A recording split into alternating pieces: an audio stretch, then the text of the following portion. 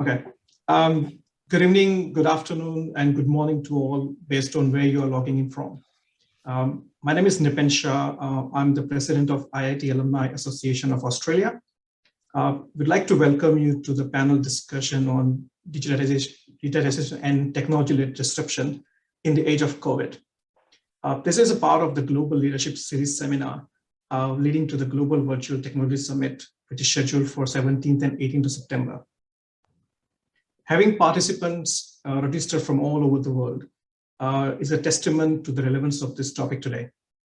Before inviting our esteemed panel to share their thoughts, we would like to give you a brief overview of IITs and our Alumni Association. Indian Institute of Technology, which is widely known as IITs, are established to be the national centers of excellence for education, training, and research in the area of science, engineering, and technology in India. The first IIT was established around 70 years ago, and this has now grown into 23 IITs, delivering quality education across India for over 20,000 students every year.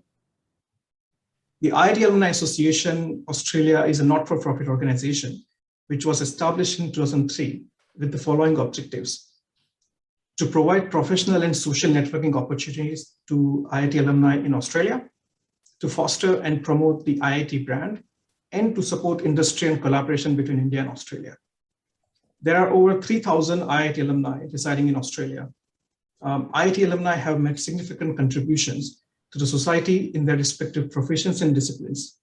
They represent leading researchers and innovators, distinguished professors, CXO level industry executives working in industries such as mining, IT, consulting, and finance, entrepreneurs creating opportunities for local employment and international trade, or volunteers providing community services. We are very excited to partner with the Pan IIT Alumni India for the upcoming Global Virtual Technology Summit, PI-WOT 2021. I would like to invite Debashish Bhattacharya, who is the General Secretary of Pan IIT Alumni India, to give a preview of the upcoming Global Summit. Over to you, Debashish. Thank you very much, Nipen. It's a pleasure to be here on this Saturday, and I really thank everybody who's joined in. Right, Saturdays being not the best of times to have these conferences. Thank you very much for taking time out. I would just like to run you through a short preview where I would like to set the context of Pan IIT and the summit, and then hand over back to and Raja for the seminar. Can I have the screen sharing permission, please?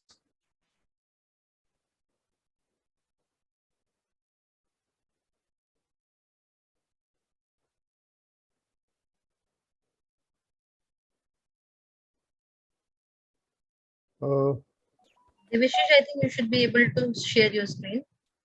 No, I still see the host disabled participant screen sharing. So you need to, I think, do, okay, now I can. So thank you very much, right? So Pan IIT is a representative body of alumni of all the IITs. We were formed to promote the brand IIT as a global brand, and IITs as an aspirational education and knowledge creation institutions. We do knowledge sharing, we do engagement with IITs in various initiatives like student support, bridging the industry and the academia gap, and supporting IITs in specific areas, which we can discuss at a different point of time. We also take up social impact projects, of which I will name two. One is the Pan IIT Alumni Reach for India and Wheels Global, who are two persisting and durable initiatives that have gathered acclaim. PARFI in India works at skilling people for industry against demand, works with state governments, and creates tradespeople like electricians, mechanics, builders, and all those. And till date, whatever we have trained through PARFI, all of them have been placed. At present, we are representing over 450,000 alumni globally, are present in India, USA, Australia, Singapore, Japan, and many other countries. Pan IIT World of Technology is an ongoing program by Pan IIT to take up activities and initiatives which fall in the domain of technology and engineering. The Pan IIT Global Virtual Technology Summit 2021 is an activity under PI-WOT, where we are going to be discussing technology and impact on society, industry, and governance and work, etc. The summit stands on three pillars. One is inspiring conversations or conference, applicability of technology to problems or hackathon, and enhancing disruptions through startups. In addition, we have firesides, we have exhibition areas where IITs and sponsors and startups present their capabilities. We have entertainment. We have the IIT directors panel and meet the directors. We are addressing the needs of students, academia, governments, corporate, startups, investors, and many other stakeholders, all of which we are attempting to bring together through this summit. And one of the most ubiquitous and the least spoken about all the opportunities that we create are what is called the technology, networking and collaborations, which we enable through each and every of our activities. The summit follows the sun, which means we start our day with Australia. Australia starts the day, delivers its track, and then hands over to India, where the formal inauguration of the summit happens. And then India does its track, hands over to UK, UK hands over to USA, and at the conclusion of USA track, it comes back to India for the closing sessions. So this summit is being executed in collaboration between IIT alumni from 4 zones and supported by alumni the world over. So far, we have invested more than 25 person-years of voluntary effort where IITians have come together to share their experience, knowledge to create this event. As a bullet, this is a 36-hour event, runs on 5 tracks. We share and disseminate knowledge, we debate on what is being discussed, we do some future gazing, and we gain curricular inputs so that our educational institutions keep current with what is happening across the world. Looking at the conference, we have 6 themes, which I will touch upon a bit later, right? We have the magic of AI, where we are talking AI and its applicability, smart and secure, where we are talking technologies like blockchain, crypto, and smart contracting, health as well, where we are talking about medicine discovery and use of technology and other areas of healthcare and health tech. Automated all discusses the automation of factories and plants and the various aspects of automation, including in offices. We decipher and demystify the cloud, because that is where we get our technology from, and we consume it on a pay-as-you-use model.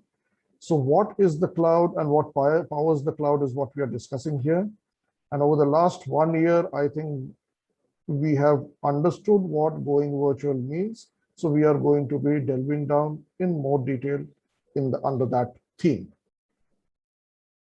The topics that are covered under various heads are given here. Some of them are, let us say, AI for detection, mastering predictions, neural network, drug discovery, diagnostics, cryptocurrency and blockchain, identity, cybersecurity, supply chain automation, robotics, RPA, right, DevOps, 5G, edge computing and chips development, human-machine interface, immersive technologies like augmented reality and virtual reality, zero operator ownership, operating remote are some of the topics that we are covering in the India track. In the global track, we are covering product design, quantum computing, conversational AI, precision manufacturing, additive manufacturing, low-code, no-code systems, IoT, blockchain. Australia is focusing on the mining and aged and disability care, and these are some of the topics that they'll be delivering in their track. The second pillar is the Global Hackathon, where we have invited developers from across the world, which constitute students, freelancers, alumni, and professionals across the world. The hackathon themes are 5: education, healthcare, agriculture, nutrition, smart cities, and industry 4.0. The startup showcase, again, we are doing the showcase on 4 tracks. The intention being to bring startups that are promising, are working on cutting edge technologies and impactful areas to be funded by investors who are also looking at similar things. So we have iitstartups.org, a body of IIT alumni and people who have formed and sold companies who support these startups in mentoring and bring them up to the mark through their acceleration programs to be able to pitch before the investors. So we have social impact or startups. That will be one track. B2B would be another track. Pre-Series A and early stage would be the remaining two tracks. USA will be doing two tracks in parallel. One will be early stage and one will be pre-Series A. This is just an overview of the program. We will have 3 conference tracks running in parallel. We will have 2 persistent tracks. One will be the hackathon and one will be the startup showcase. The common programs across would be networking events, the keynotes and chief guest addresses. And on the second day, after the conference and the hackathon and startup part is over, then we will have a common horizontal called social development goals, where we'll have discussions. We will have meet the directors, where we'll discuss topics like QS rankings, curricula, pedagogy, way forward. Then we'll have the award function on the startup and hackathon. We will do the concluding keynote and complete the summit. Obviously, at the end of the summit, we will be carrying forward various items and thoughts that we will take into our future activities, but that we'll discuss later during the conference. We have also planned 4 global Pan-IIT Global Leadership Series conferences. These are in addition to the conferences where we engage with our constituency. We also are using these conferences as curtain raiser for the main event, as Nipen has shared. So we have already run 2 of them, which is quantum computing and tech for legal and legal for tech. Today, we are going to be running through the conference on digitization and technology-driven disruption, which is done by our friends from Australia. The last one will be done on 4th of September, for which details will be circulating during the coming days. So the possibilities that we are creating as a part of our activities and specifically through the summit, we are trying to create collaboration between IITs and other universities and centers of knowledge. So for example, exchange programs and incubation or setting up of incubators and accelerators are discussions that are already ongoing between Israeli universities and IITs. There are many organizations who are planning to come into India and need a reliable channel or a contact base. So getting into the IIT Global IIT Alumni Network is one short way of connecting not only into India, also outside of India. Then we are creating possibilities of tech visibility and impact, and based on that, what is the preparedness that we need to do? Closer interactions, not only between academia and industry, but also between academia and alumni, between academia and the ministry, and between all of them together, and also at a larger population, which is beyond the IITs, beyond the academia, who are consumers of whatever we deliver and whatever we create. We are also creating possibilities of go-to-market with the hackathon solutions. That is what our investors are also going to look at. Any thought, any solution that seems to be marketable will be taken to market with a proper sharing of credit through IPR sharing and similarly through revenue sharing, furtherance of the startup ecosystem. So essentially what we are trying to do is create conversations between industry, IIT, startup, industry, investor, and all these together. Right? So Pan-IIT becomes the bridge to connect all the stakeholders together. If I may use the word, we are trying to become, or we are becoming, the nodal point through which all the connections exist. And we are looking at local and global impacts of whatever we are discussing and whatever we are learning. Some of our sponsors are represented here. As we go along, we are in stages for securing more sponsors. Anybody who is interested in sponsorship may please reach out to us through our friends in Australia or directly. We have our partners who are supporting us on various aspects, right? Now I would like to invite you on behalf of Pan-IIT Alumni, Pan-IIT USA, IIT Alumni of Australia, and IIT Alumni of UK, and all the other IITians from across the world. Please join us on 17th and 18th of September 2021. Links for registering for the conference, hackathon, startup showcase are all given. sponsorship, volunteering, all these opportunities are available. Thank you very much. In case there are any questions, whenever the question answer happens, I will take them up. Over to Nipen and Raj. Thank you very much for your patience and attendance today.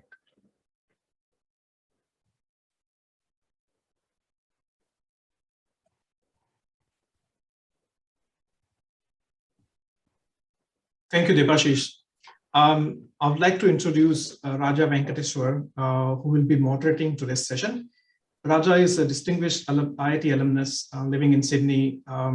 He survived getting educated at 3 leading global institutions, working for leading Wall Street firms and backpacking across Amazon jungles. Raja, he's a serial entrepreneur and he's led several senior management positions at global firms.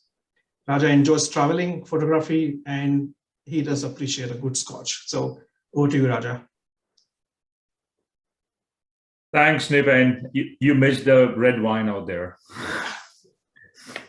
As you know, as some of my co-panelists will tell you, red wine, ranks along with scotch as my 2 big weaknesses. And in fact, I think it was somebody who told me, there's something called a bad scotch.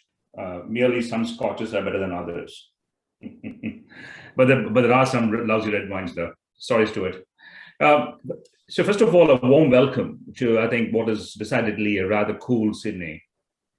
If this was a normal time, many of us, would be in a large Sydney room somewhere, enjoying the sunset. It's actually quite dark now anyway. The lights of Sydney, looking at the Harbour Bridge, the Coat Hanger, or the Cockle Bay Wharf, enjoying a glass of red or something else. But then here we are, ensconced in our own little cubby holes, wondering when we'll be let out to wander, to socialize in real life, to live for some of us. We all know the pandemic has affected us all. This had a profound effect on our lives, our social interactions, our businesses, pretty much everything. And as Scott mentioned yesterday, Australia probably has been impacted more than some other countries for the simple reason that 1/3 of Australian citizens have been born overseas, and we still have significant people, close people living all across the globe. And in this situation, technology is playing a very key role to ensure we all continue to meet, albeit virtually. We all can learn and enjoy the togetherness that's so critical for us human beings. The pandemic, as we all know, has increased the pace of going digital. Everyone, talks about digital nowadays, right? We need to go digital. We need digital tech talent. We need to reimagine businesses in a digital world, whatever. So is it something new? Is digital new? It's a question which I've asked myself for the last couple of years. And I think let's examine this a little bit more.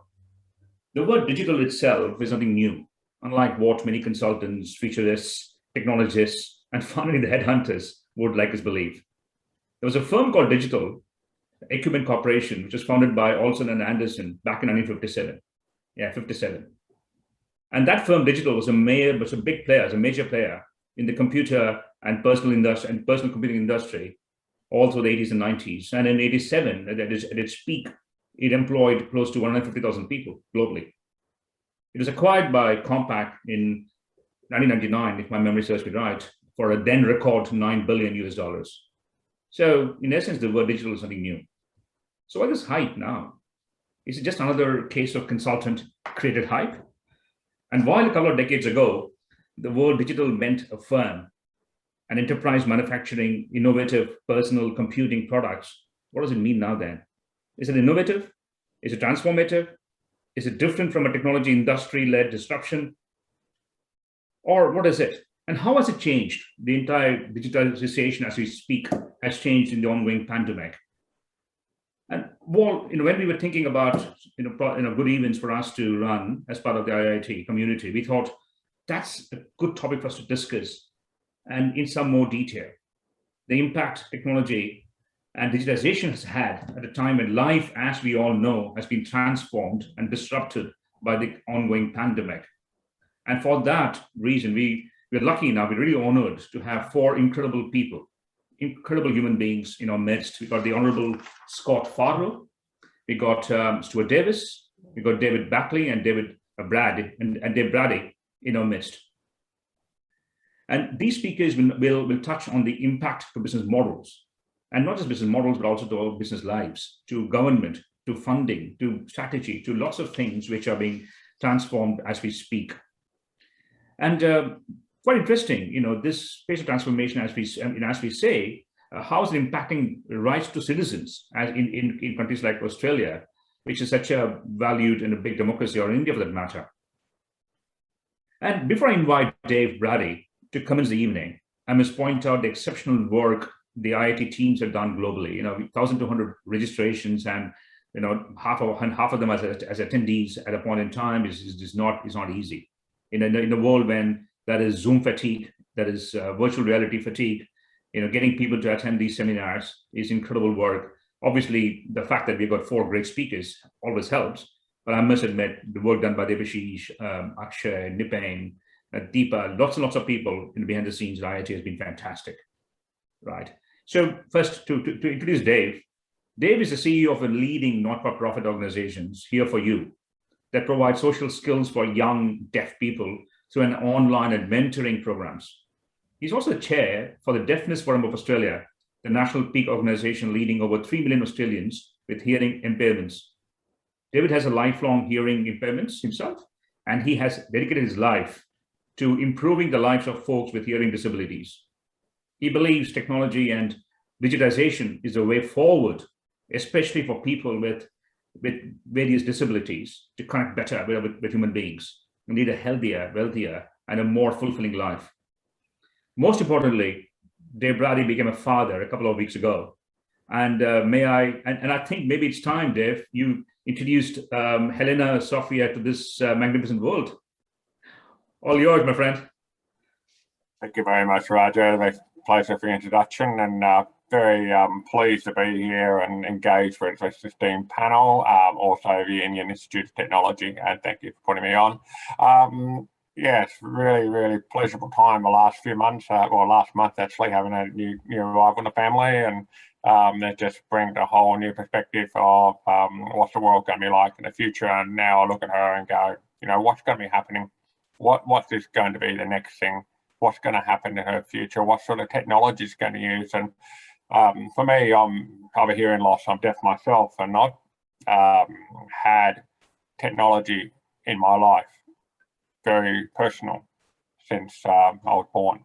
So it's been a long time. And over that time, I've just seen technology get faster and faster. And I think a lot of the teenagers I work with who are deaf themselves or cochlear implants, hearing aids, they've also seen a lot of the technology themselves impact on their lives. And I think it's the disruption, we're kind of used to it a lot, but the disruption we're experiencing right now is kind of making it very personal and quite difficult sometimes, because a lot of our communication is about being in person, about engaging with people. Here For You, as I imagine, is a mentoring program was set up to create and meet that space for those teenagers who have a hearing problem or hearing loss, so they can engage with people and learn about pathways and ways going forward. I might not say too much more, but I think the most important thing is about Here For You is this a place to be, like many charities. And I think March 2019 has definitely been the turning point for a lot of my charity, for a lot of charities across Australia, probably around the world. A lot of the charities have always been behind in terms of using technology, embracing technology, being able to use our people, our volunteers are mainly, our volunteers, our employees. Most of our people are very keen to work with people. We're engaged in a charity, like myself and a lot of my volunteers and staff, it's because it's personal. We also rely a lot more on engaging with people in person. And what we found in March last year with the COVID coming forward is now that we have to learn to adapt more and more of online technology and digital. We have to look at new ways of communicating. One of the areas of communicating is looking for live captions on television screens, onto video conferencing. Also to understand what teenagers are using for streaming to their ears, to their phones. using Auslan interpreters, which or sign language interpreters in conferences. There's been a lot of challenges. And more recently, in New South Wales especially, also using masks and around the world as well. And mask removes a very vital part of communication for a lot of people. You can see eyes, happy eyes, but it's the rest of the face that shapes your communication and your language. And that's one of the things we found that's really, really difficult with the technology we're going through screen is you don't have that in-person connectivity with people. So I think it's really going to be very interesting going forward, the way that we're going to conduct how we interact with people, how we use technology, and how we actually, more importantly, how we conduct our businesses. Like, for example, right now, before March last year, we had an office. We all worked together, like many places around the world. Now we work online. We now had to work out, we actually discovered things. We found a new way of working. We now have workers, volunteers, people who work from home. We know the connecting people using online mules, online, engaging with teams and working through things. But the biggest problem I have, and a lot of charities and a lot of CEOs across my industry, is the adaptability and the training of those older or are not adaptable to technology. I've had a lot of people come up to me and tell me that I have frightened and I have feared they don't have the skills, they don't have the confidence to be able to use the skill set. I'm really interested in hearing what David Buckley, about the TAFE, because the interchangeable and the renewable skill is going to probably be the most important thing in in Australia, especially probably around the world. It's enabled to make sure that a generation who have never had the experience of our younger generation to not be left behind. And that's going to be the biggest challenge that I see going forward. And for a lot of the charities, not-for-profits, we actually rely a lot more on an older workforce, the people who probably don't have the skills in digital to come in, and we have to train them. And the hardest challenge for us right now and going forward is providing them the tools, the skills, and the confidence to be able to be trained and to be interact. The other thing that I've also noticed is for us for charity is for donors. We rely a lot on philanthropists, donors, and interaction with the public to actually build funds. In Australia, as like around the world, before 2018, probably earlier, we relied on commercial television channels, radio, real paper media. The media channels is probably about, I can count about 10, 15. Today, it's over 500. They've got many different avenues, and I can see the hard work that's been put in by governments, just getting the message out about coronavirus or about certain programs, etc. It is very hard to capture an audience. For a lot of NGOs and charities like Here For You, it's trying to capture that audience. It's trying to find that medium. It's trying to find a way to get our message to those organisations out there. So that is one of the biggest challenges we have, and we haven't really found a way forward in that. And look, we do have some fantastic fundraising programs. But there is a challenge out there. We need more of it. Because also one of the things we also rely on is we work hand in hand with governments. I'd like to acknowledge and thank Scott Barlow, who will speak later on from New South Wales Government, because they have been really helpful and supported us in our program, as well as the Australian Government. But we actually come to the realisation we have to become more independent of governments in the future when it comes to fundraising and donation. The other thing I just noticed is you talked about in Here For You is in the disability space. We're also working with people who have a hearing loss, and majority of people with hearing loss are also another population, older and elderly. And one of the things I've noticed is that there is a gap, there's a place, there's more opportunity for innovation and technology to support people who are with a hearing loss and those who are elderly, especially who have just lost the hearing over time. So one of the things I've also noticed is the need for, go back a quick. Australia, I'm very pleased also we have called a National Disability Insurance Scheme. in Australia is one of the best things that ever happened. And I know the Australian and especially the New South Wales government has been very supportive of rolling out National Disability Insurance Scheme. In a very short nutshell, what it is basically, instead of the New South Wales Gold Australian or any government funding the organisation direct to me, it actually goes to our customer. So they're the client, the people with disability, they actually get a funding amount and then they could choose where they want to go to get their services. What it actually does, it actually changed the way from a receiving market where we just get a whole bunch of money and then we say what we're going to do with it, to becoming a real enterprise and a marketplace where we have to be smarter in how we promote our services, more efficient, and we have to be more engaging with our clients and participants and our customers, and as well as our staff and volunteers. It just changed the whole scheme of things. So, for example, in the National Disability Insurance Scheme, if they want a service we provide here for you as a mentoring program, we will make a contact with someone. They'll say, we want to engage with you. We do the service. And then if they agree with the service and appreciate it, they will give us a funding amount they provided to them from their allocation from the government. So it's actually empowering people with disability. What that also does, especially in this sphere of technology, is actually encouraging, and I'm actually seeing a massive explosion in Australia of innovation, technology, digitisation to support people with disability and support people also in the age gaps, where it's actually a very exciting time for a lot of organisations, but also for entrepreneurs and people who are interested in technology to help for good to actually enable in a free market. Because if I'm not embracing technology right now and doing the wrong job, somebody else will come along if we can do a better job. Well, that's not the same in the past. So I'm always having to evolve, and all my colleagues across the sector have to evolve. I'm really, really interested in seeing what's coming next.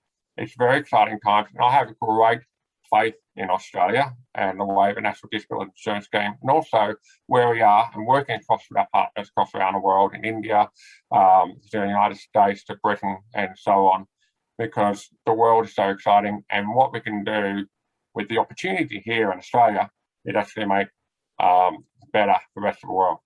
So there you go, Raj. That's my piece. Thank you, Dave. That was excellent. Virtual round of applause for you, my friend. And I really appreciate the time you've taken today to start with. Anyway, the next speaker is quite an incredible person. One of the youngest parliamentarians in the history of Australia. Scott, I actually had you as my first speaker, and then I thought, no, he's too young for it.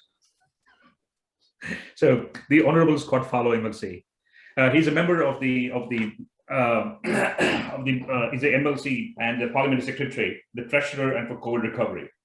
Scott holds several other key positions in the NSW government, including a member of the Public Accountability Committee, Standing Committee on Law and Justice, and several more. He has previously served as a mayor of Strathfield and was elected to the position when he was in his early 20s, about the time when many of us were graduating out of IIT, by the way. Scott himself graduated with degrees in law and commerce from Sydney University, and later from the College of Law with a diploma of legal practice. Scott's inaugural speech to the NSW Parliament, he highlighted increasing efficiency and transparency in government expenditure. As many of us from India would be aware of it, it's something which is critical for all of us, especially after the RTI in India, and as one of his key areas to focus on. He also spoke on the need to restore state rights in order to counter the issue of fiscal imbalance and to restore competitive federalism, something again which resonates with many of us from India, by the way, Scott. So all yours, the Honourable Scott Farlow. Thank you very much, Raj, and thank you very much for everyone to give up your Saturday night in Sydney or your Saturday afternoon in India or wherever else in the world you may be joining us from. So thank you very much for being with us. Raj, it's funny actually that you mentioned states' rights, because it's something that people sort of in Australia forgot about what states did. And the pandemic has really focused the attention on the states and the state government, even to the point that yesterday I noticed there was a press conference from the Premier of New South Wales at 11 o'clock, a press conference from the Premier of Victoria at 12 o'clock, both of which were televised, and a press conference from the Prime Minister at 11:45, which wasn't. And I think that shows sort of the balance that has tipped in Australia in terms of the states and the focus that is given on the states in this pandemic response. And with that focus on the states, there's really a focus on our IT systems. And it's great to be joining the IIT, such an august group of alumni, to have a talk about how digital has been further advanced in New South Wales due to the pandemic. New South Wales really prided itself, and if I can give a shout out to our Minister for Customer Service, and now has the title as well during the pandemic of the Minister for Digital, Victor Dominello, Digital Dominello, who really has focused on digitising government services and making services in government easier. And we've seen things that were stood up over years be stood up instantaneously in New South Wales. We've seen from the start of the pandemic, only in a few short months, telehealth services increased by 700% in New South Wales, really being able to take advantage. And in Australia, we have the digital divide and we have the divide of distance. And being able to connect people in a digital platform has been able to somewhat overcome that when we consider some of the challenges we've faced in health and some of the challenges we've faced in physical health. In New South Wales as well, Dave was talking about some of the difficulties for not-for-profits, and I commend Dave and the work that his organisations do. But one of the things that we saw as a government as being integral in this period and integral to our COVID recovery in particular, and being able to deliver better government services, was being able to support not-for-profits like Dave's with the Social Sector Transformation Fund, a $50 million fund to help small and medium not-for-profits to be able to modernise their offerings and be able to increase and improve their digital services as well. So that's been one of the key things that we've been able to do to try and make sure that that digital divide is broken down and that we're able to see digital delivery in New South Wales. And we've seen very much since the start of the pandemic, I note, Raj, the comments you were making about digital as a company being around from the 1950s. But we've, of course, seen digital and the NASDAQ as a key indicator of how important the digital economy is. And if we note from the start of the pandemic to now, we've seen the NASDAQ double effectively in its value over the last 12 months or last 18 months, so to speak, since the start of the pandemic, which is showing how much digital is at the forefront of people's thinking. And when you look at, funnily enough, in a pandemic, you look at the listings for healthcare companies, and I'll declare a conflict of interest there because my wife works for one. But there's been absolutely very little growth in terms of the stock prices of healthcare companies, but digital has gone through the roof. And that really shows how things have changed in this period, and digital really has been at the forefront. When it comes to the New South Wales government, we really have embraced what was an app that was very rarely used, the Service New South Wales app. And when I was appointed to the additional role of the Parliamentary Secretary for COVID Recovery, I took on that role a little over 12 months ago. And one of my first meetings was with Minister Dominello as the Minister for Customer Service to talk about digital and to talk about how we could better use digital as part of our COVID recovery.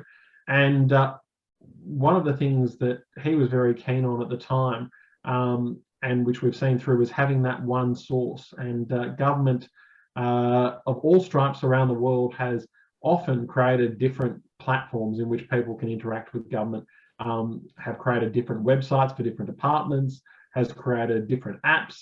And one of Minister Dominello's key focuses was on making sure we had one app. And that's the app you check in on. It's the app that keeps your driver's license. It's the app where you can go through to be able to book a COVID vaccination appointment.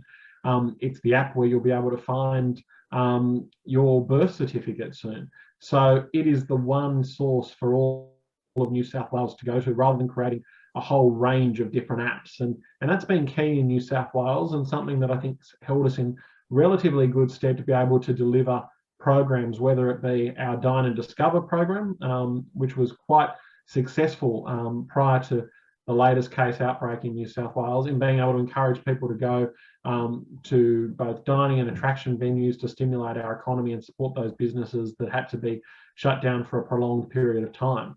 So being able to ensure that we've got that digital delivery and that we've got that one platform to be able to deliver information in New South Wales has been key. And that's it's also been key in terms of updating the community on public health responses, updating on restrictions, and also being able to support our measures to be able to support businesses during lockdowns as well through newsouthwales.gov.au and Service New South Wales really being the key driver in that.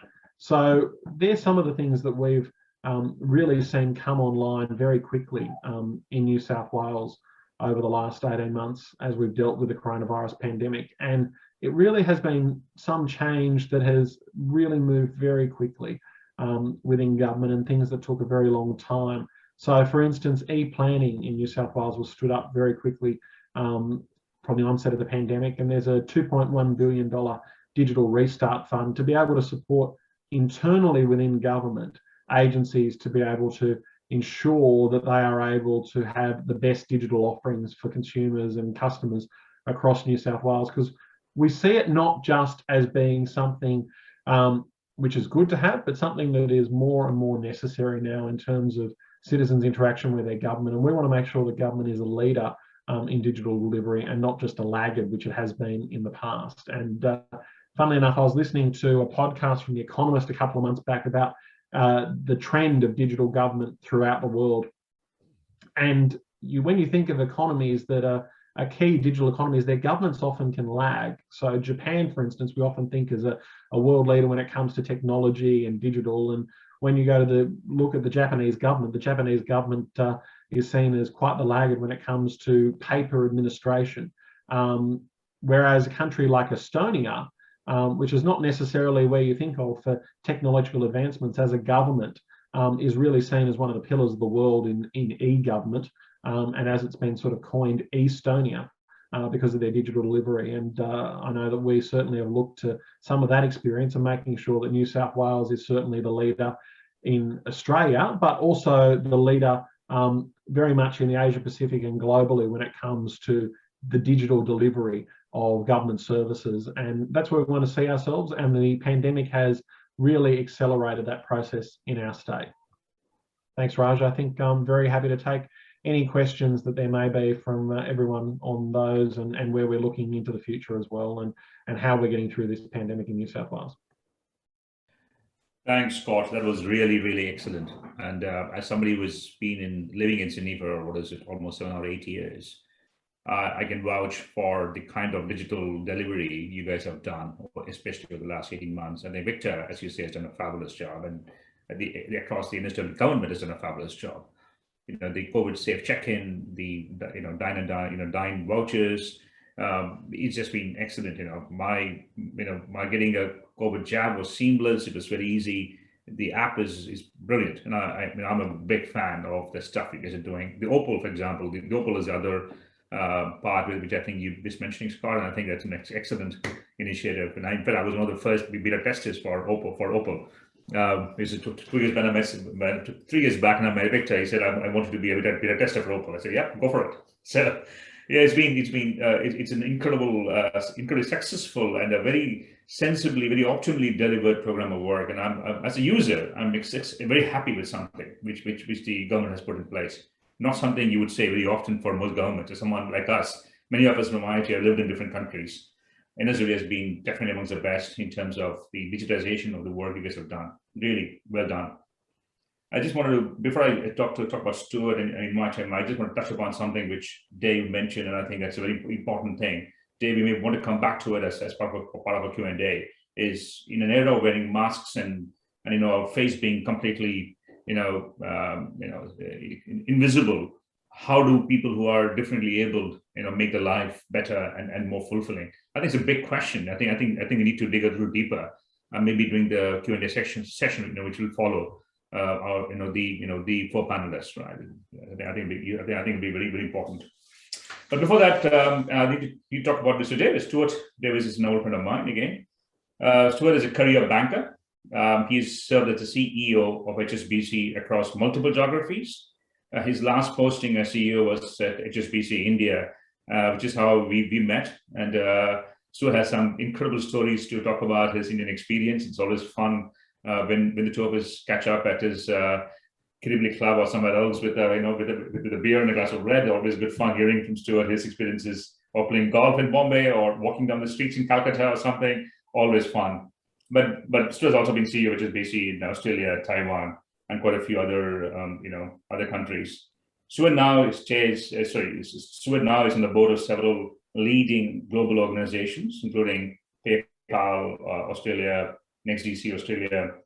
He's on the board of Bank of South Pacific, and I think his entire experience and expertise in working on several large, complex, multicultural, multi-location boards is critical for us to understand how the entire digital pandemic in disruption is impacting not just countries like Australia, which have developed with a bit of a technology infrastructure in place, but also how is it impacting countries like PNG, for example, or Fiji, for example, where and Stuart talks about his 8-hour, 9-hour board meetings with people in PNG and Fiji and some islands which I never heard of in my life, and it's always fun. So and Stuart, when he's not on all these board meetings and reading board papers, he makes me jealous by sending me photographs of his beautiful place in Hunter Valley and says, "Look at this, Raj. This is the bottle of red I'm having from next door, sitting on my porch, overlooking this dam." Good man, Stuart. All yours. Okay, thanks, Raj, and thanks for those kind words. I guess in terms of comments to make today, I don't propose to do a formal dissertation on digitalisation and technology during COVID, but perhaps more to provide, I guess, a practitioner's perspective from my experience of the 3 boards that I've been on. I'm on the board of, as Raj mentioned, the board of NextDC, which builds and operates data centres in Australia and is in the ASX 100. I'm on the Australian board of PayPal, and as Raj mentioned, also on the board of Bank of South Pacific, the largest bank in PNG and in the Pacific. And it's quite interesting with NextDC and with PayPal, both companies were actually major beneficiaries of what occurred during COVID. Bank of South Pacific, they were more impacted, particularly with the lockdowns, which meant that countries in which they do business were reliant upon tourism were severely affected. And I'll make a few comments about some of the other challenges that they had. But in terms of looking at digitalisation and technology disruption, when I was thinking about what I was saying tonight, I thought, what would have happened if this COVID pandemic had happened 10 years ago? And the key thing is there'd be a lot more challenges than what we had today. When you think back 10 years ago, smartphones were in their infancy. We'd only just moved from 2G to 3G. Apps had limited capabilities. Most small and medium-sized merchants didn't even have a website, let alone shopping carts and checkout. PayPal was actually still a division of eBay. And outside of logistics, no one had heard of QR codes. And, work from home, with the telecommunications infrastructure that we had at that time, would have meant that that the internet wouldn't have been able to cope with the number of people that wanted to use it. In fact, I was envisioning we'd probably have to return to landlines and faxes to carry on business. The reality is, lockdown would have been more miserable than what it is today. But digitalisation and technology, as Raj mentioned, it was changing the way we're living and the way we're doing business before COVID hit. But the reality is that COVID accelerated the investment and the change coming from digitalisation and from and from technology. You know, if I look at NextDC, you know, it was quite interesting. I can still remember, you know, when COVID hit in March of last year, I remember our CEO said to us, he said, basically, you know, 5 years of planned investment in digitalisation and technology is going to be executed in the next 6 months. I remember at the time thinking it was a bit of hubris when he said it, but the reality was that's exactly what happened. You know, it was, you know, as offices closed and staff worked from home, you know, the demands on companies' systems just exploded, you know, from communication programs like Zoom to capacity issues. And the only way to quickly access this necessary capacity was to move to the cloud. You know, we saw business absolutely explode for the global cloud platforms like AWS, Microsoft Azure, and Google. And you know, companies who were still deciding, you know, were they going to move some of their infrastructure and systems to the cloud, had no choice but to move to the cloud, whether that be the public cloud, the private cloud, or the hybrid clouds. And the reality is that these moves aren't temporary. These moves are now permanent. And the use of the cloud is just going to continue to grow over the next few years. But what was quite interesting at NextDC is that not only did we see increased demand for space within the data centers, but we saw increased power usage within the data center, which is one way for us to see what is the utilization of the cloud. And it was really quite fascinating to see. You know, for the hyperscalers cloud platforms, you know, it was interesting to watch the surges which would occur from time to time as the capacity by the hyperscalers customers were being utilized. And the reality is that the cloud platforms were providing capacity to companies which they wouldn't have been able to build themselves, even if they had the relevant time. And you know, again, you know, one only wants to contemplate what would have happened if the pandemic had hit 10 years ago. In relation to being on the board of PayPal, it was really interesting because it provided a great insight into the main area where digitalisation and technology increased during the COVID, and that was in the area of e-commerce.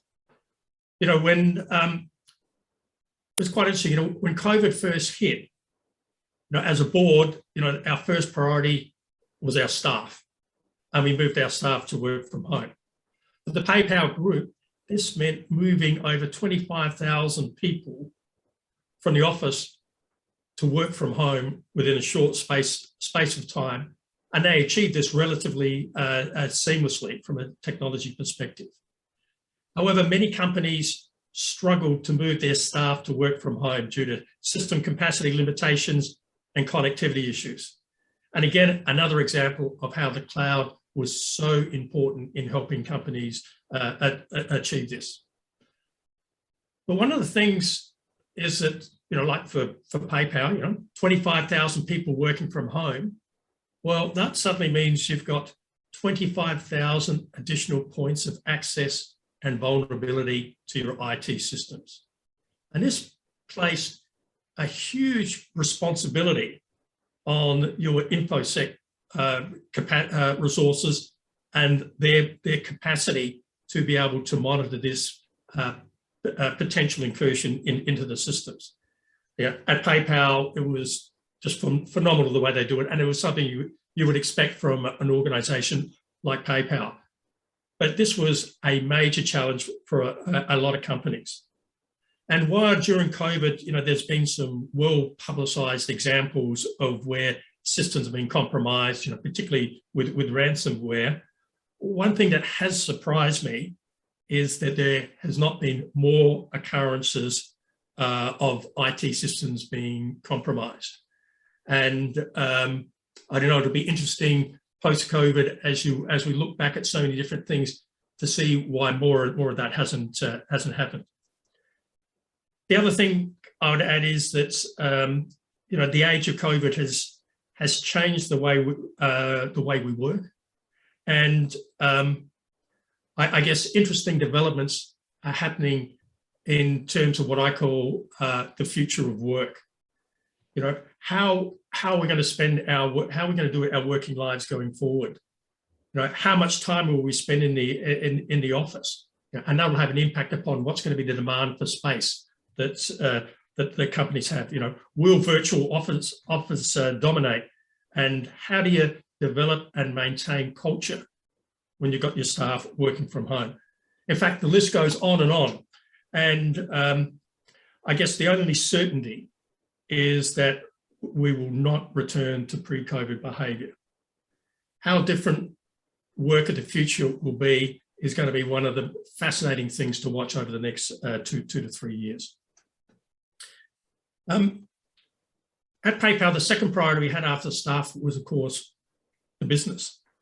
And when we put the focus on the business, the reality was, for our business, our 3 biggest verticals were airlines, travel, it's travel, holidays, and entertainment.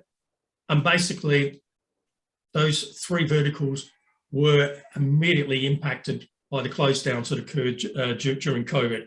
In fact, severe impact upon those. So the concern was, well, what impact was this going to have upon the business? Well, as it turned out, the business of PayPal boomed, which was really on the back of e-commerce.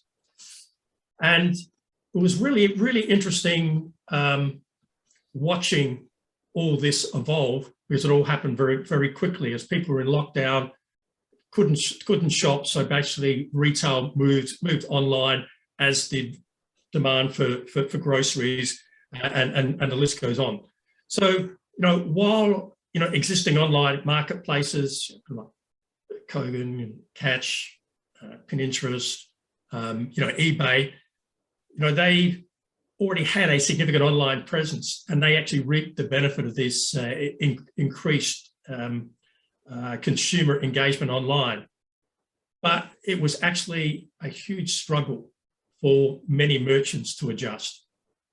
There was poor navigation on websites, clunky checkout, poor integration with fulfillment, and immature logistics to deal with the increased volumes that they had.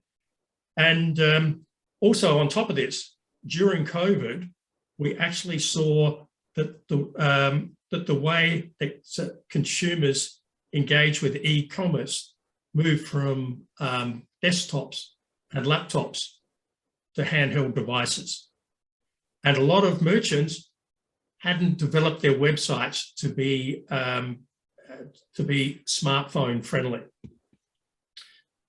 Reality was the merchants either had to either adjust very quickly or perish. And the upskilling of merchants, both big and small, in the circumstances, I think was actually quite extraordinary. And I think it's an example of future technology investment, which these companies eventually would have had to be done, was brought forward. And they did it in a very short period of time. And it was quite fascinating the way that they do it. Just one quick anecdote. When I was chatting to someone else in Sydney with all the restaurants closed, you can only do takeaway. And they're telling me that they did a takeaway from the restaurant, ordered online. The time for collection was text to them. And then they did pick up using the QR codes. No phone orders, no walk-ins, and no actually entering the premises of the restaurants. And this would have not have been possible before COVID.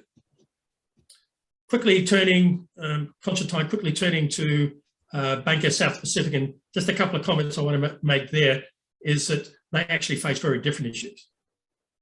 How do you do work from home for your staff in an emerging market where there's a poor telecommunications infrastructure? Not enough VPNs for all the staff to work from home, And many homes or villages where the staff live either didn't have internet or had extremely poor internet. Anyway, how all this was dealt with is probably a matter for discussion another day. But what became very clear is that there became a focus on digitalisation. And it is clear to me that when the telecommunication infrastructure improves, you're going to see e-commerce boom in these emerging markets. I'm actually hoping that PNG and the South Pacific can follow the Indian experience. You know, during my time as CEO in India for HSBC, I saw firsthand the positive impact of just moving from 2G to 3G and the huge impact that that had upon commerce and communication in India. Of course, since I've left, then it's just amazing what's happened then, and particularly in the banking industry, which I like to keep a close eye on. And it's just going to be fascinating to see how that's going to be going forward. So Raj, I might just leave my introductory comments there, but hopefully it's stimulated a bit of thought for people, and I look forward to some questions. Certainly, Stuart, I appreciate your insights. I think, and as usual, they are really, really insightful. It's interesting. You make a few very interesting points, and obviously, your stint in India has been fantastic. And I don't know how many of us know about the India Stack, which is the open source e-governance, e-payment stack being built, and it just completely transformed the Indian economy and the Indian way of life, as it were. So people I don't think many of us are even aware that the world's first consumer data rights platform, as it were, was built in India as part of Aadhaar back in 2008, which is then taken up and obviously expanded in more of a European-centric platform called GDPR and PSD2. So there's some great things which have happened, Stuart, while you were there, and the last few years especially. I think there's been quite a remarkable amount of disruption, and as we speak, happening in my country of birth, funny enough. So interesting, very, very interesting indeed. And your points are very pertinent in the sense that while in Australia we are reasonably secure in a stable internet and a stable technology platform, how it translates into a place like PNG is actually quite thought-provoking. And the fact that 5 years of technology has been delivered in 6 months is absolutely, we see this all the time. That's a really good point. Some of the good points you made, Stuart, and I'm sure we'll have. I can see about 50 questions already on my chat box on my left. So, we will come to it later. But first, let me introduce my old friend Dave Backley to this event. Dave right now serves as the CIO of TAFE. He's been there for about 5 years. I know Dave for a long time. He was CTO of Westpac, where we had a couple of interesting discussions on service-oriented architecture. Dave, I'm not sure if you remember it, but it's a long time back. You and Tony Craddock and I had a pretty interesting conversation over TIPCO and IRB and stuff like that. Good fun. David has, after Westpac, David worked in Singapore as MD retail at DBS, where he was a good friend and he always helped me, and he would he and his wife Deborah would cook some really good meals when I was in Singapore, and I would be fortunate enough to have dinner with them. So good times, David, good times. And once the pandemic ends and the borders open, and when Scott decides to open the world for all of us, maybe the two of us will have another meal at your place or mine, or a glass of red or something. David, all yours, my friend. Hey, thanks for that. I hope everyone's doing okay. It's amazing that people are taking screen time at the weekend, and I'm amazed I'm doing it myself, given I spend the whole bloody week on a screen. But anyway, firstly, for those of you who don't know, TAFE New South Wales is a training organisation, government-backed training organisation.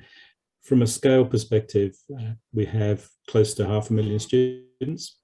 We have around about 140 locations, 17,000 staff, plus a few others.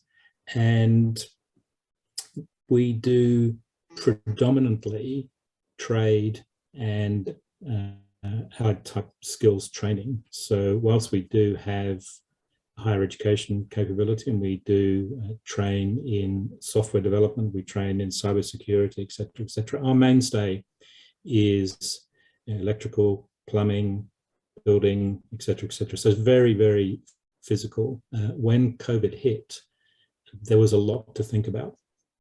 Now, one of the things from a technical perspective where we were very well positioned, I'd started in 2016 and we had to migrate a lot of systems and consolidate a lot of systems, bring 11 businesses together. And as Stuart has pointed out, one of the only ways to do some of those things is actually move towards the cloud. So we had adopted very early Office 365 and Teams. When COVID hit and when we went into the original lockdown, which seems like a long time ago, and it seemed quite soft compared to what we're dealing with now. But anyway, that's what Delta does to you. So we were pretty well positioned. We had done some experimentation with classroom teams. We'd been playing with desktop virtualization. So we took a bit of pause before we restarted our semester, trained a few thousand teachers in how to teach with Teams. Stood up in the beginning, I think we stood up about 2,000 or 3,000. By the end of 2020, we had over 6,000 virtual classrooms running in Teams.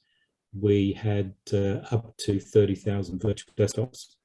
So that allowed people, if they didn't have a computer that could work, or if they didn't have if a staff member didn't have a TAFE computer, we could allow them to use a virtual desktop environment, which saved a lot of people.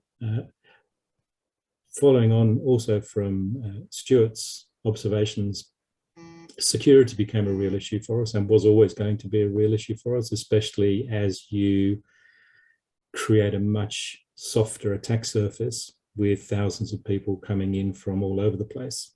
What we did, part of our strategy had been to implement multi-factor authentication, and we did. So we actually put multi-factor authentication across a significant number of our systems. I think the other thing to remember, if you have your own data centers, especially if you've got multiple data centers, quite often applications are pinned to a data center or a location.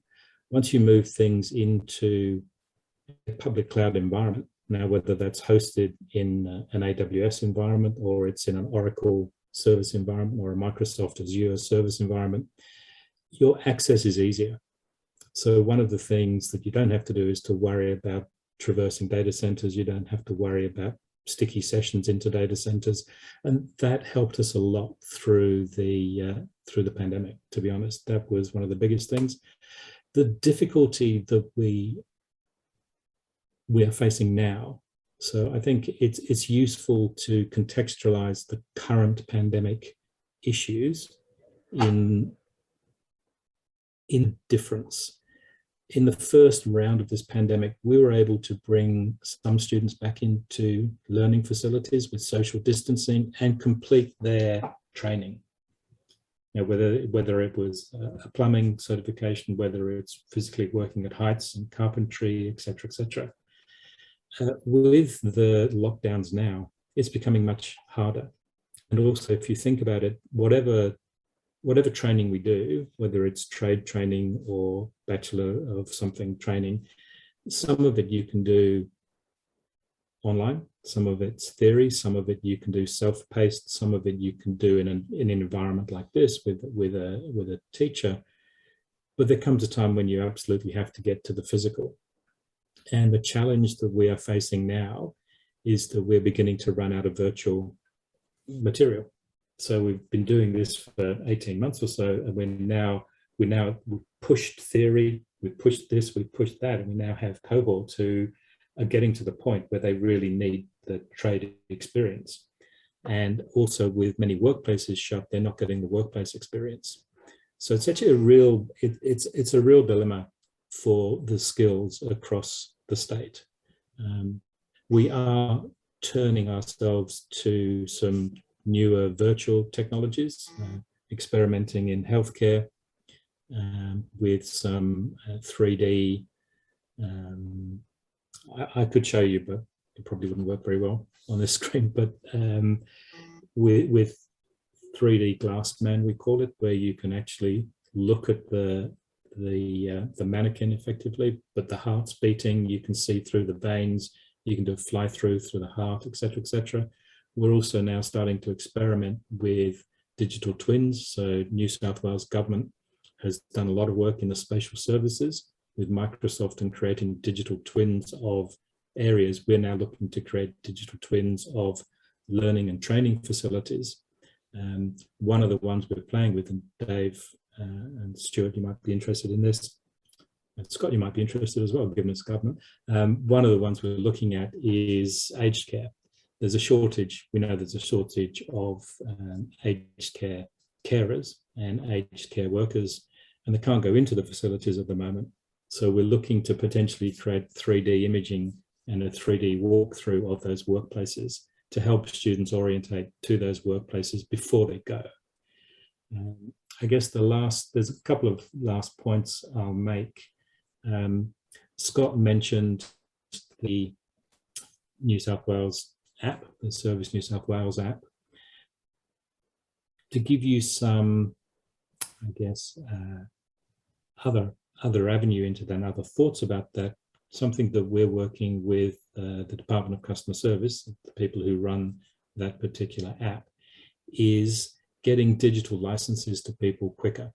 So at the moment, and I don't want to do any dirty laundry, but I'm going to do a bit, Scott, so just pin your ears back, because we're looking at the future. You've got to look at the past to look at the future. At the moment, for someone who comes to TAFE to do a construction course, for instance, and then wants to get a building license, once they have their transcript, they have to actually get a Justice of the Peace to certify a photocopy of that transcript. They then take it to Service New South Wales, who really do some great magic by filling out a form and putting it in an envelope and then sending it by post to a licensing issuing authority. That can take 2 to 3 weeks. We've just finished the first round of testing where I think by the end of October, a conveyancing license, if you do a conveyancing course at TAFE, as soon as you've got your testament, you will be able to go onto the Service New South Wales app, authenticate, we'll pick up the qualification from TAFE. It'll be passed through to the licensing issuing authority, and your conveyancing license will be in your digital wallet within 20 minutes. We think the value to the New South Wales economy is around about 80 million a year in increased productivity, because builders and other people will be able to get to work 2 or 3 weeks quicker and become productive 2 or 3 weeks quicker than they would. So I think that kind of ties that off quite nicely, Scott, from a training point of view. And the last thing I will say, because I don't know, I've got no idea how much time we've got, Roger. But anyway, the last thing I'll say, I explained what the cloud is to my daughter. Now, my daughters have both got kids of their own, so they're not young. The one I'm talking about is a classical ballet dancer. Well, she was a classical ballet dancer. She's now a vet. And she grew up in a house full of technology, but kind of ignores it. So when I explained to her what the cloud was, she said, oh, so it's just someone else's computer. So I'll leave you with that. Simplification of the cloud. That's a good one. That's a really good one, Dave. That's hilarious, actually. Someone else's computer. Well, you know, the last time I had explained to a young IT guy about cloud. You know, this guy obviously knew more than I did, obviously. But I said it was a bit like good old mainframes. And in those days, you had one mainframe for 1,000 users. Now you've got a million mainframes for 1 billion users. That's about it, really. But anyway, that was a really good analogy for it to be taught. That was just brilliant. And look, this is kind of why we do these series. Scott, look, you have some ideas from Dave Backley how to improve the NSW app already. You know, look at that. Perfect, isn't it? That's how it is. So, you know, there's some really good points you made, Dave, and especially your point about to what extent can you take the very physical, demanding, by hands kind of a training to a virtual reality is actually very pertinent. And I probably know it a bit more than others, because 15 years back, to Stuart's point about what happened 10 years back and what will happen 10 years later, 15 years back, I was trying to set up a 3D imaging and a 3D rendering company, and I completely failed about it, completely failed, because the internet wasn't good enough for them in those days. Now it's normal to have 5G, 4G, whatever. But 15, 16, 20 years back, when I began that company, it was not utter failure because the internet speeds does not allow me to do what I wanted to do. So a brilliant point made, Dave, really. Thanks for that. There are about, I'm just looking at on the left at my chat button, and I got about 72, 74 questions, and I can't take them all, obviously. So let's just take a few. Let's start with Dave Backley, the easy one. What has been your biggest challenge with student uptake of online teaching? Has it been difficult for them to come in, or have they been easy to get in? That's a really good but difficult question. And the answer is, unfortunately, it varies. And it varies for multiple reasons. As Dave would know, anyone with a hearing or a sight disability is going to struggle if they haven't had an introduction to the technology. So going cold's really hard. So we did a lot of training with teachers up front. The other thing, which I think Dave or Stuart may have mentioned as well, is the socio-economic digital divide, which is a problem for some of our cohorts. So they don't necessarily have the internet, or if they do, it's not very good. They don't necessarily have a computer. And during the pandemic, many people who were homeschooling and trying to learn had 3 or 4 people trying to use 1 or 2 computers with very limited bandwidth. So I'm not sure that the training itself was as much a limitation as the circumstances. Now, we did have a number of young enterprising men and women who decided that during the pandemic, when you could go out, McDonald's was actually probably the best Wi-Fi and the best bandwidth. So they would do their training in a McDonald's or somewhere. So I think there's 2, the access to equipment and bandwidth, the training, and then the capability of teachers to pivot very quickly to go online. Interesting. That's a very fair point. Scott, something for you. And it's something which I think is a very pertinent question in today's day and age. Keen to know that there's an overflow of information through these daily press conferences about whatever, about COVID and lockdowns, the number of vaccinations, whatever it is. Because of the amount of information coming through, and the sheer volume of information we see on a daily stream there, we miss important, key, critical information or critical announcements. How do you think we can use technology or the available platforms to make that critical information more easily, understood and understandable, or dispersed, as it were, to all the key people across the industry?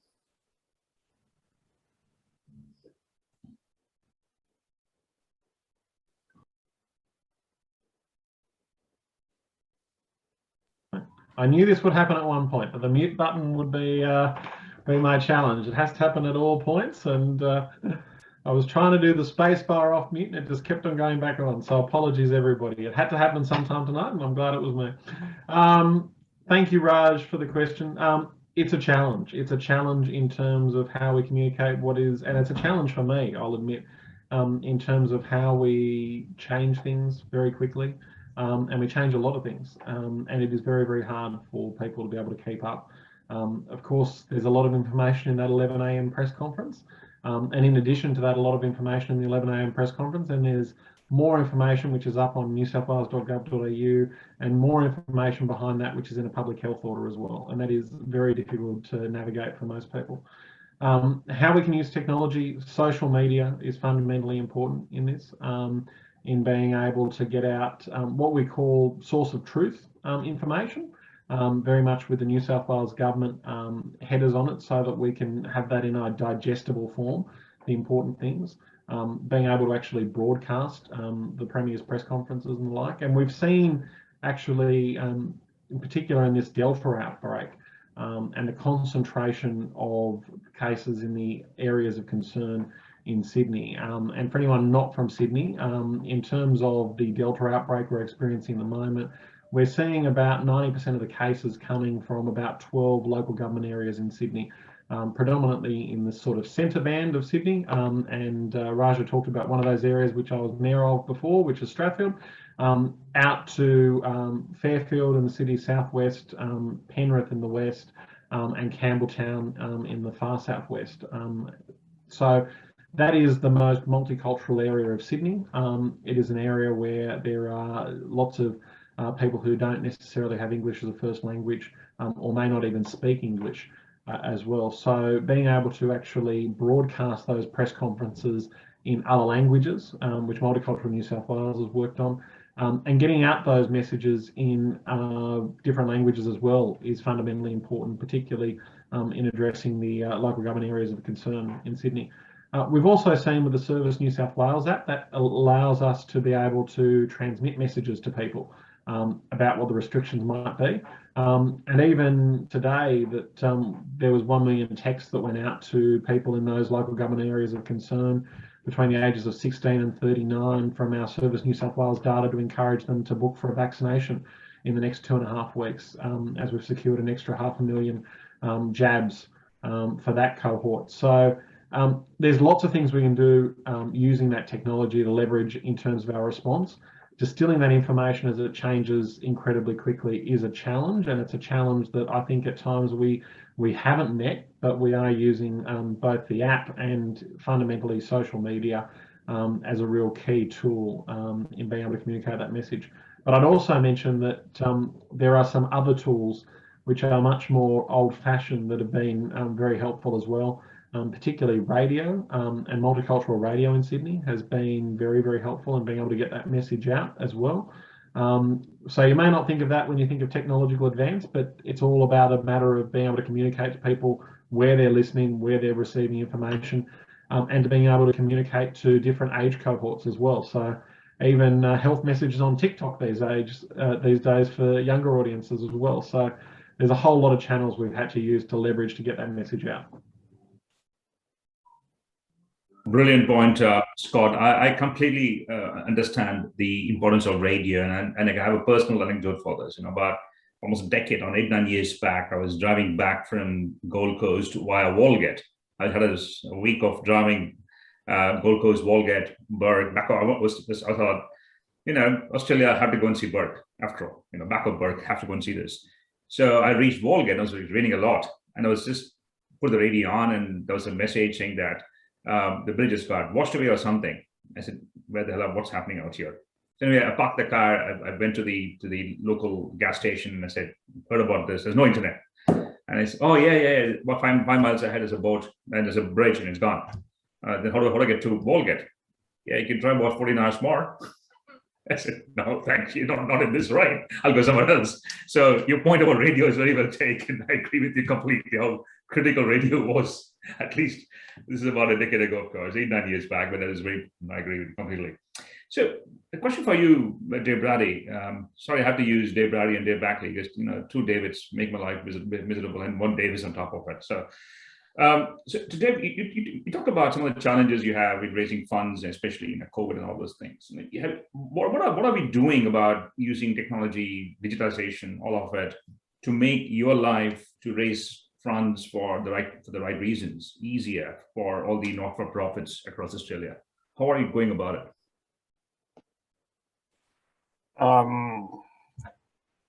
There's so much you can do. It's so exciting times. I mean, one of the things that I've noticed a lot more over the past decade, and especially now, is we can connect more with more talent, more skills, and more expertise around the world. I mean, look at this forum today. We're connecting with people across the globe.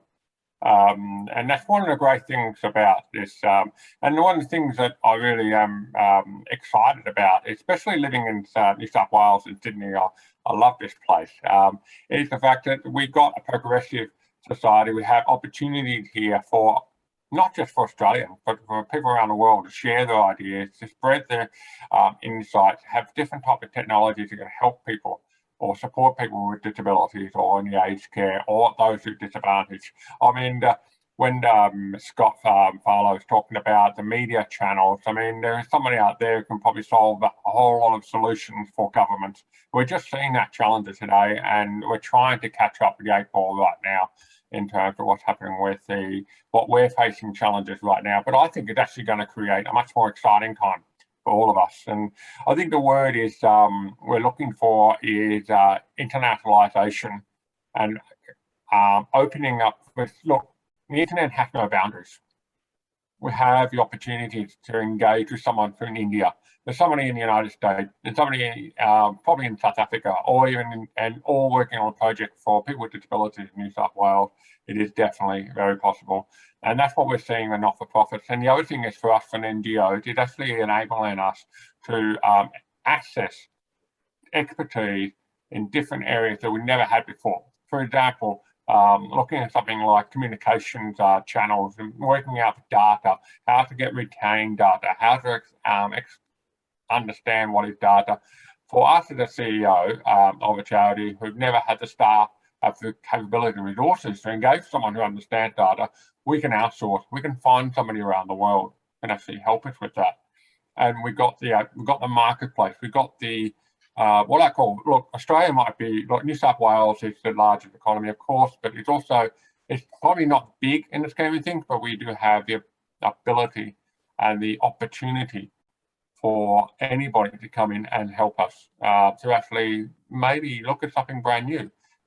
So it's really, like, to me, as an NGO, coming from me, it's really been very tough for the COVID, but it actually changed our attitude. It actually made us realise, hang on a minute, there's a world out there we can engage. And look, we're all here in New South Wales. When we get out of this, we'll be looking for help we can get, even right now, and leading out of it. You know what? I'm really excited because I think this is the place to be. Brilliant, Dave, and you're absolutely right in saying that what has happened the last few years, as Tony points out, last 10 years or so, is technology and digital has made access completely democratic. It has helped us create democratic business models, democratic access to data, democratic access to insights. Everything is becoming democratic, which I think is a fabulous thing. Stuart, one question for you, and I think it could be the last question. We're running out of time. On the board of so many different entities, you got banks, you got technology companies. Are the boards fundamentally rethinking the entire concept of risk? Back in those days, you had operational risk, you had market risk, you had credit risk, and you'd allocate capital against these risks, right, as a typical banker. But how has it changed fundamentally during this, especially the last 18 months or so? Have you changed the way you allocate capital? Have you changed the way you measure risk? Have you changed the way you would apportion pandemic risk or something? I don't know. Yeah, look, it's an interesting question, Raj, and certainly, at one level, because of people having to make the adjustment when COVID hit, particularly with things like, work from home, merchants having to upscale their website in the way that they conduct their e-commerce, because things had to be done so quickly, they had to take a higher level of risk. It's just fundamental. When you're dealing with a crisis, you do have to take increased risk. The challenge is take more risk, but don't be reckless. And that's a very, very important distinction to make. Certainly, why that has been the case, and perhaps a lot of that risk, the increased risk we saw was in investment decisions. 5 years of planning, and you suddenly bring it into 6 months. As I mentioned about the cloud, companies were thinking, oh, do I go to the cloud? Don't I go to the cloud? Or what's the risk? Well, they didn't have a choice. In fact, it was quite interesting because regulators and I think particularly of APRA in this respect, we're moving at a pedestrian pace in terms of what they were requiring financial institutions, what risk they needed them to review when they wanted to go to the cloud. But the reality was, when all this hit, a lot of that was thrown out the door, and they allowed financial institutions to move to the cloud quicker than what they otherwise would have allowed to happen. But why you do take more risk during these periods of time, the key thing is there are some fundamental risks that don't change. Your operational risk, still got to look after that. Your infosec risk, well, in fact, you couldn't take more risk from an infosec perspective, because basically you've got your staff working from home. So you've got a lot more vulnerabilities in terms of how bad actors can actually access your system. So, you had to maintain a very strong risk profile in terms of your infosec. So I would sum it up by saying that, yes, the risks change in certain areas out of necessity, but there are fundamental risks. And I think as a company, when we're sitting on when we're making decisions as a board, I think that was part of the framework that we looked at. What were the activities where you couldn't compromise on risk, and where were the ones that you could take a higher level of risk to adjust to the circumstances of COVID. And staff health, you couldn't compromise on that, so you had people work from home. And so that was probably the framework within which people will work. And I think it's probably a risk framework which will continue on after COVID. So I think it's a very valid point, Stuart. And maybe the next time we catch up, COVID permit, over a glass of wine, usual bottle of wine. Let's talk about how the pricing models are being changed. It'd be very interesting, isn't it?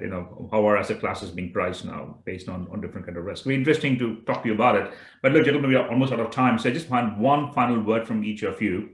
Can I ask you one question, and can you answer me back in no more than 2 sentences, please? Stuart mentioned what happened 10 years back and what would have happened if COVID hit 10 years back.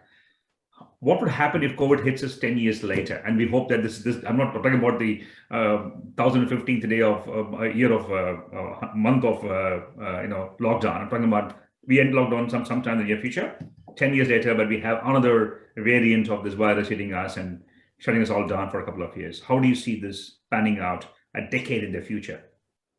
2 sentences from each of you gentlemen. Scott, maybe go first. You go first. Sure. Just bear with me at the moment. My son is going to bed and his room is above mine, and so I can hear him sort of bouncing around. So apologies if you hear what sounds like an elephant coming. But Scott, at least you'll be older then. 10 years from now, you'll be older. He might be running the response. Who knows? But I think we'd be better prepared, and we would have some expectation of what was come, and I would hope that when it comes to the response, that maybe we'd be more globally aligned than we were this time around. Good point. David Brady, 2 sentences from you. Yeah, I was just thinking, it's a really good question 10 years ago, 10 years now. I think it's a tough one, but I can tell you that we'll be more connected to the rest of the world. It's about embracing and engaging with people in different countries around the world who are unable to and had the freedom to do so, and to share the information freely and the data, so for the good, and for not just for charities, but also for businesses, but also for the education, and also for meeting responses to disasters. And I just see that opportunity is there in 10 years' time. I'll be disappointed if it's restricted. Good point, Dave. Thanks. Mr. Buckley, what do you think 10 years from now? I'll give you 2 sentences, one positive, one negative. So the negative is that global warming has got worse. Australia and wildfires around the world are worse. There's a uprising against digital. There's an uprising against progress, and fundamental religions and other things could actually take us back further than we are now. On the positive side, that's a real possibility, right? And that's a real possibility. On the positive side, I think we underestimate what we can do in a year and overestimate what we can do in 10. So I think in 10 years' time, some things, bandwidth will probably be better, computers will probably be better. We will still be missing social interaction, and we will probably be just as unhappy talking to each other on the TV as we are today, and would have much preferred to be in a bar. Well said, Mr. Buckley. Stuart, what about you? 2 sentences from you. I think what we're going to see over the next 10 years is we're going to see the evolving of the future of work, and the future of work will also dictate the way that we'll interact with each other as human beings. So I actually think that when the pandemic comes in 10 years' time, not only will we be better prepared for it, but I think we'll be able to cope with it much better than we're able to cope with it today, not only from a technology perspective, but also from a mental health perspective and from a communication perspective. Very well said. In fact, there's a lovely little chat I got from someone called Emma Catwell. She said, love that. That's how we are changed in COVID response. It is okay to have some crash into representation. We have become human in many aspects. And I think that's a beautiful comment from Emma. Thank you, whoever you are. And I think that's very pertinent. And on that note, I'm going to hand it over back to Nipen for the vote of thanks. And gentlemen, so appreciate the time we have taken to this evening, and drinks on me that, when we meet. Nipen, all yours.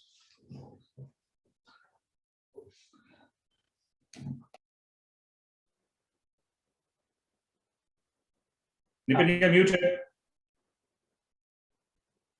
See, Scott, this was going to happen. See.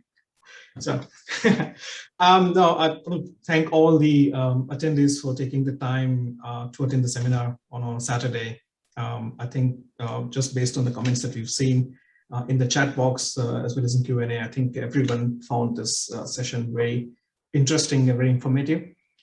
Thanks to all the speakers, Scott, Stuart, David Buckley, and Rohit Brady, for sharing your experience and your thoughts and your insights. It's been a really good session for all of us, and I think everyone, every attendee, even from UK or India or Australia, will be able to relate to whatever we've discussed here.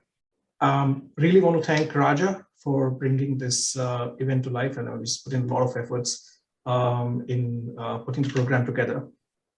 And I think, as you know, the event is not successful without the support of all the volunteers and the organizers. So I want to thank everyone in PI-WOT India and as well as in our Australian committee for the support. And as a last note, just we encourage everyone to register for the main global event, PI-WOT event. It's pivot.iit.org. I think the information was given earlier. So yeah, thanks a lot. Have a good evening or have a good afternoon. Thank you.